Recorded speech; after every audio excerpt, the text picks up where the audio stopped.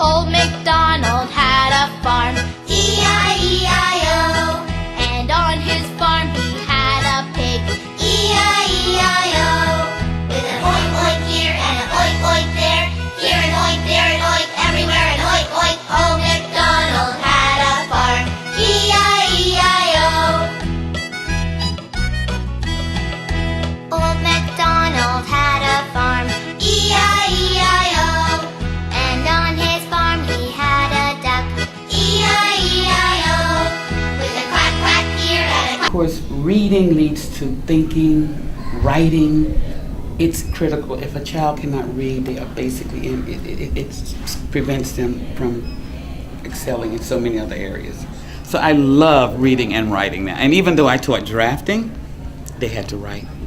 That's great. They won the architecture contest that year nationally because their narrative was absolutely wonderful, describing why they left, the model looking exactly like the school that's there. They stood up and explained to 24 architects because it is a historic landmark and Sousa Middle School was the subject of Bowling v. Brown and we cannot tear it down. So, and they went on to give the history of that, went to Plessy v. Ferguson. Oh yes, Linda Brown's story was all a part of their narrative. That's amazing. So it's amazing how writing takes you everywhere like reading. If those who are making policy decisions about schools and the programs and curriculum do not collaborate and talk to teachers, they are susceptible to make lots of mistakes. One would be to exclude reading and writing from STEM. Please. Engineering, science, math, technology, all requires reading and writing. And having teachers, providing them with the training they need to know how to integrate it into their curriculum is critical. So teachers' voices must be in the conversations around education reform and what constitutes quality teaching and learning. We're the experts. I feel like I could talk to you all day, but is there anything else you'd like to say? No, absolutely. I'm just excited about the idea that the Washington Teachers Union is basically a re-imaging itself as a union of educators who care about children, and everything they do is framed around children. We're the best advocates for children, especially students who are underserved. So I thank you for coming.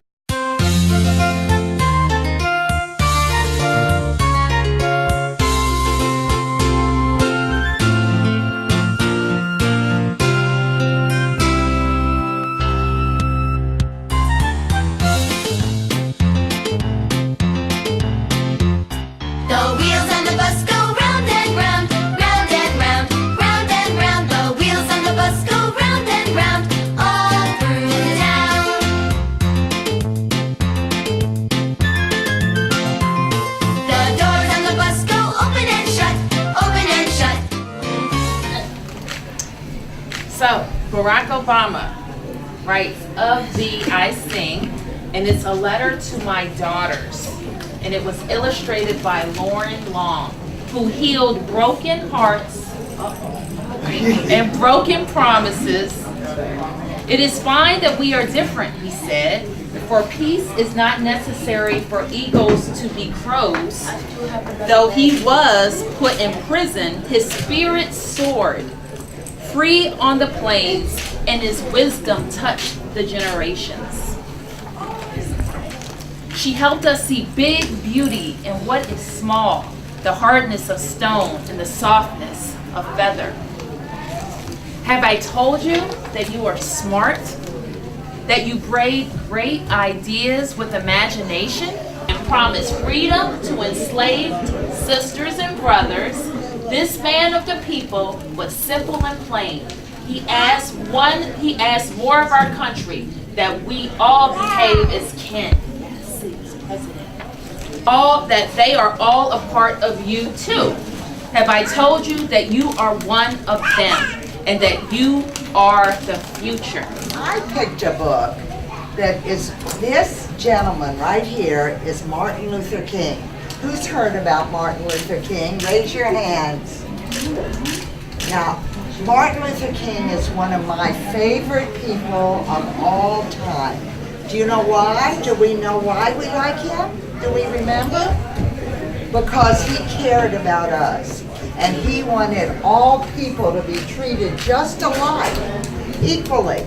And so we're going to read about Martin Luther King Jr. All right, are we ready? and it's called Martin's Big Words. Here we go. Everywhere in Martin's hometown, he saw these signs that said, white only. His mother said that these signs were in all southern cities and towns in the United States. And thank God that Martin Luther King lived so that our world is a better place. So let's all say, God bless Dr. Martin Luther King. Can everybody say that? God bless Dr. Martin Luther King. Well, thank you all very much. I love reading this wonderful book about this wonderful man to you. Bye, everybody. Got lots of people coming. One here. And here it is.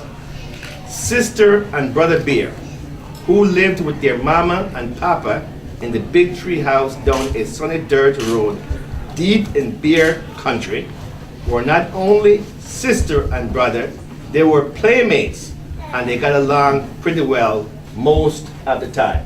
You with me? Understand what I'm reading? We are going to play Tea Party.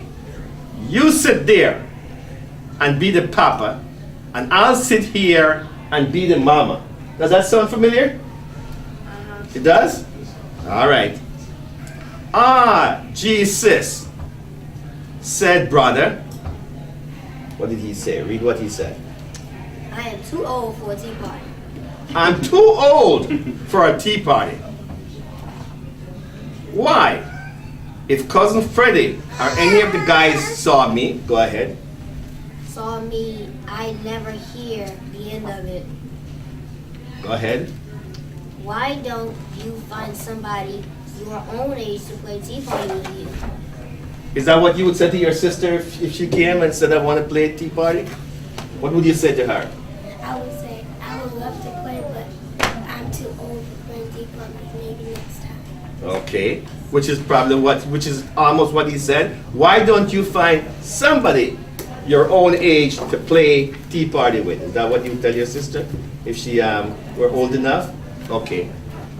Besides, I have a date to go skateboarding with Freddie. And off he zoomed, leaving sister all by her lonesome self. All right, for you, she shouted. Oh dear, go ahead. Oh dear, said Mama. Who was watching from the treehouse window? There goes brother off to play with Freddie again. I wish sister had somebody her own age to play with. Okay. Dear Farmer Brown, the barn is very cold at night. We'd like some electric blankets. Sincerely, the cows. Did the cows write that? Did they type that? Yeah. Did they type that letter? Yes? No? Yes. Yes? Let's see. It was bad enough the cows had found the old typewriter in the barn. Now they wanted electric blankets. No way, said Farmer Brown. No electric blankets. So the cows went on strike. They left a note on the barn door. Sorry, we're closed. No milk today. I'm dog, and I'm the best.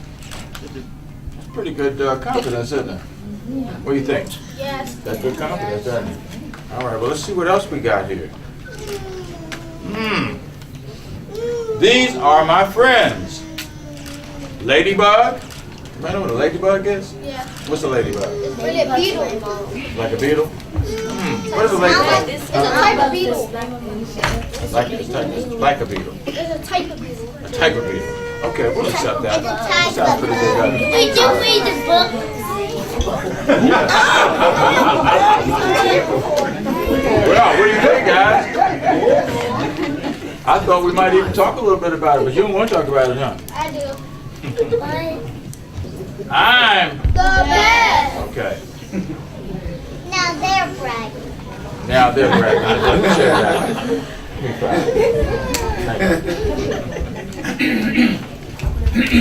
Actually, I can fly much higher than you, dog. In fact, you don't even have wings. So I win. I'm the best. That's right. Can dogs fly? No. Do dogs have wings? No. I don't think so either. So that's probably true. Now, who is it, the ladybug? Yeah. The ladybug said that, huh? So the ladybug can get up above the dog, huh?